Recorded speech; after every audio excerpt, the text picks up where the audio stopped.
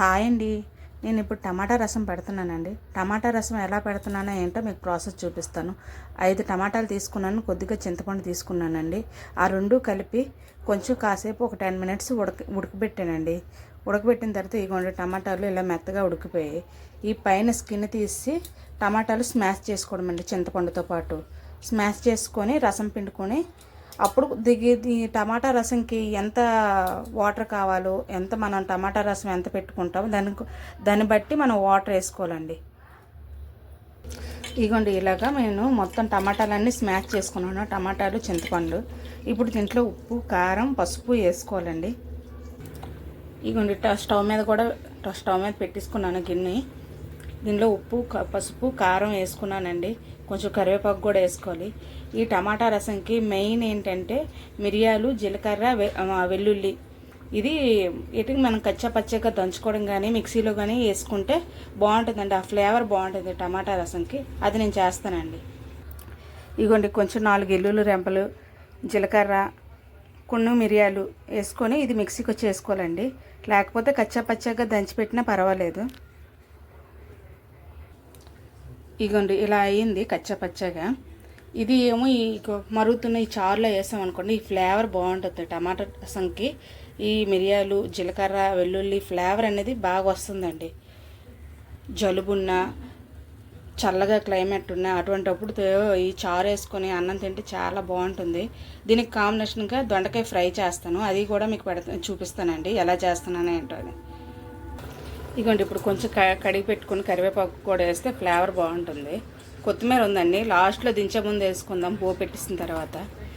బాగా మరుగుతుందండి టమాటా రసం అన్నది. ఇప్పుడు దొండకాయ ఫ్రై నేను చేస్తానండి. ఇగోండి దొండకాయ ఫ్రైకి ఆయిల్ పెట్టుకున్నాను. కొంచెం జీలకర్ర, వెల్లుల్లి అండి రెబ్బలు తీసి చిన్న ముక్కలు కట్ చేశాను. అలాగే ఆనియన్స్ చిన్న ముక్కలుగా కట్ చేసుకుని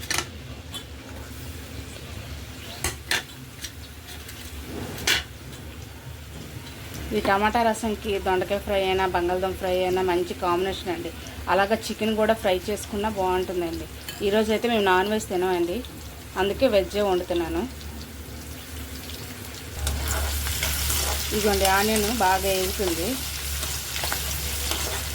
ఇంకా కొంచెం బాగా వేగిన తర్వాత దొండకాయ ముక్కలు కట్ చేసుకొని పెట్టుకున్నానండి. చిన్న ముక్కలు కట్ చేసుకొని పెట్టుకున్నాను. కరివేపాకు వీడియోస్ కోసం కాదండి, నేను ఇంట్లో ఏం చేస్తున్నానో ఏంటో వాటికి అవే పెడుతున్నానండి వీడియోలోన. ఈరోజు మా లంచ్కి ఇదే చేస్తున్నానండి, టమాటా రసం, దొండకాయ ఫ్రై. వీడియోస్ కోసం స్పెషల్గా వంటలు చేయడం ఇవేం కాదండి. నేను ఇంట్లో ఏం వండుతున్నాను, నా పిల్లల కోసం ఏం చేస్తున్నాను అవే మీకు చూపిస్తున్నామండి.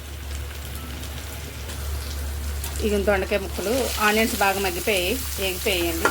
దొండకాయ ముక్కలు వేసుకొని దాంట్లో కొంచెం పసుపు, ఉప్పు వేసామనుకోండి కొంచెం వేగంగా త్వరగా మగ్గుతాయి. దొండకాయ అనేది కొంచెం దగ్గరగా వేగాలండి, బాగా కొంచెం టైం పడుతుంది దొండకాయ వేగడంలో.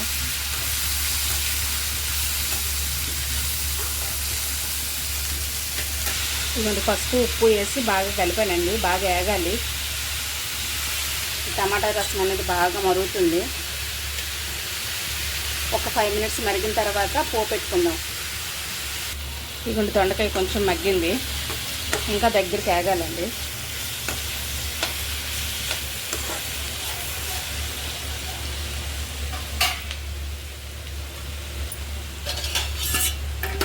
టమాటా రసం కూడా మరిగిపోయింది, పోపు పెట్టేస్తాను.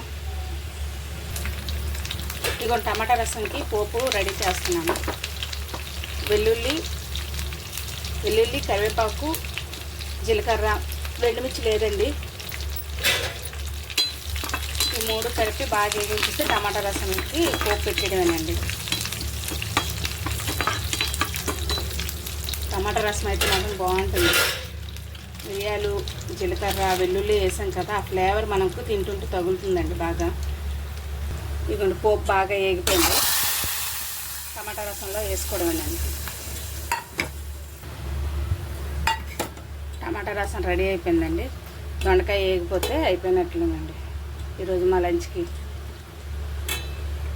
కొత్తిమీర మర్చిపోయాను, కొత్తిమీర కూడా వేసుకొని ఒక్క నిమిషం పాటు ఏంటంటే ఈ టమాటా రసంలో కొత్తిమీర ఉడికిన తర్వాత ఆపేయడమేనండి. చూడండి టమాటా రసం కలర్ ఎంత బాగా వచ్చిందో, టేస్ట్ కూడా అలాగే ఉంటుందండి. ఇంట్లో ఉన్న వస్తువులతోనే ఈజీగా చేసుకోవచ్చండి. మసాలాలు కానీ స్పైసెస్ కానీ ఏం లేకుండా సింపుల్గా అయిపోతుంది ఏ వంట అయినా కూడాను. ఇదిగోండి దొండకాయ ఫ్రైలోకి కొంచెం కారం,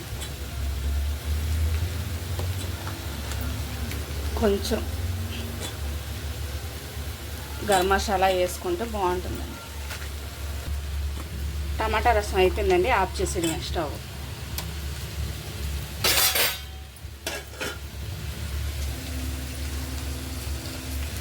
దొండకాయ ఫ్రై అవుతుంది. దొండకాయ ఫ్రై అయిపోయిందండి, బాగా ఏగిపోయింది.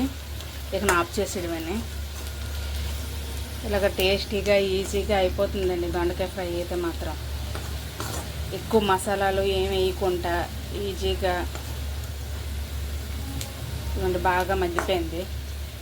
మీరు లంచ్కి ఏం చేసుకున్నారో ఏంటో కామెంట్ చేయండి, ఒక లైక్ ఇవ్వండి ప్లీజ్. ఓకేనండి, బాయ్.